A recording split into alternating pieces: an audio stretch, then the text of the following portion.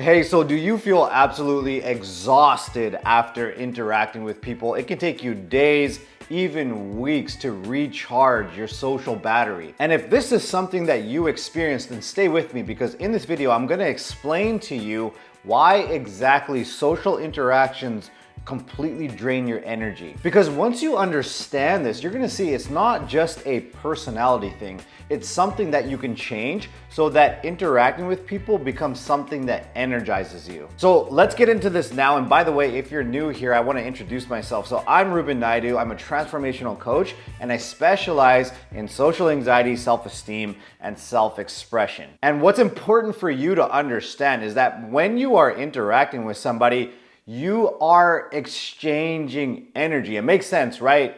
Your energy is being drained. Yes, because when you are interacting with somebody, you're speaking out words, there's auditory, that's still energy, there's body movements, there's body language.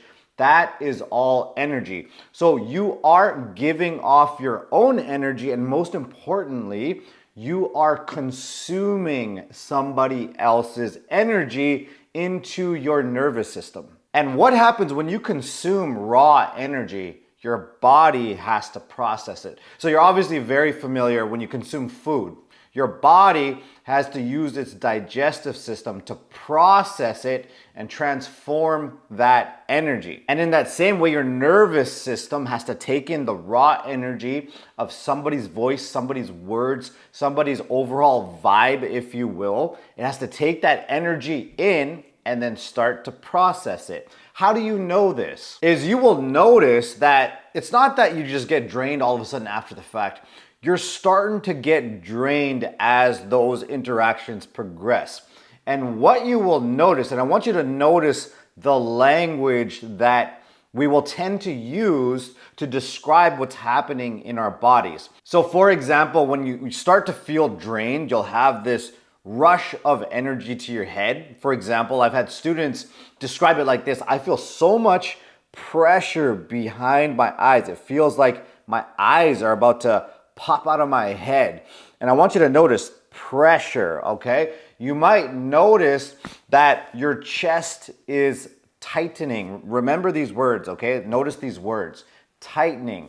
My throat is feeling constricted. I'm feeling contraction there. I'm feeling butterflies in my stomach. And I want you to notice these are what we call emotions. And emotions are, again, energy in motion. That is a sign that your nervous system is taking in somebody else's energy, and the butterflies are a sign that that energy is getting processed in your nervous system. Now, depending what's been wired into your nervous system over your lifetime, when your nervous system consumes that energy, those butterflies, think about those really uncomfortable physical sensations that are happening within your body. That is a sign that your nervous system, you are now processing that energy, and fear is starting to emerge in your body. And remember, why is fear emerging? It depends on your life experiences. How do you know this? Is because children, they're only born with two fears. They're born with the fear of loud noises, and they're born with the fear of falling or the fear of heights. Everything else that you fear is learned. How do you know you are feeling fear? Remember, those really uncomfortable physical sensations happening within your body. More than that, you might be spending a ton of mental bandwidth, for example, in a self-conscious way, worried about how you're coming across, how you're being perceived. Are you being judged? Are people going to criticize you? Are you going to be put on the spot? These different thoughts and things that your mind is churning on. And we know that the mind and the body are connected. So those thoughts, the fact that they're churning in your mind, it's going to give you a very physical experience. And down in the body, you will also notice that in those moments, you'll be flexing your belly, your throat. As we said, it'll feel constricted. You have muscles in your throat. All of the muscles in your body can be very, very tense. You might have a tendency to hold your breath. Think of how physically demanding that is. You are literally doing a physical workout like you would at the gym. And so I want to assure you that this is something you can change.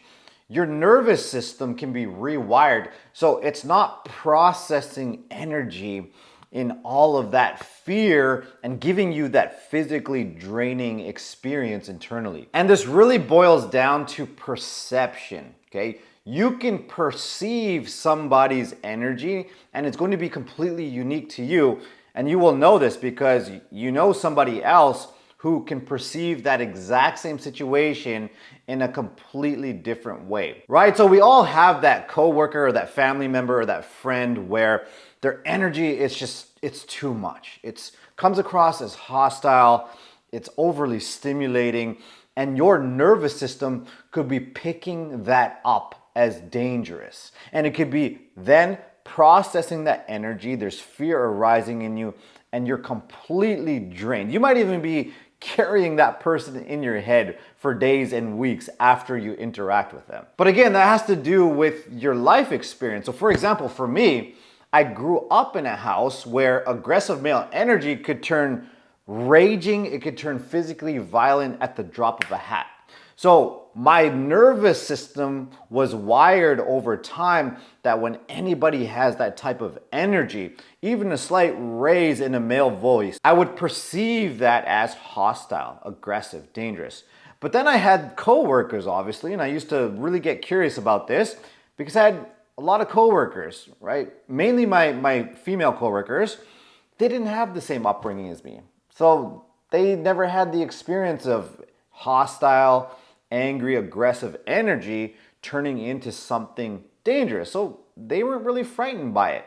Their perception was, I think Dan's just having a bad day and he's stressed out. Whereas for me, I'm perceiving it on the inside. It feels like it's a life-threatening situation. And so if we think about it, this person's energy is this person's energy.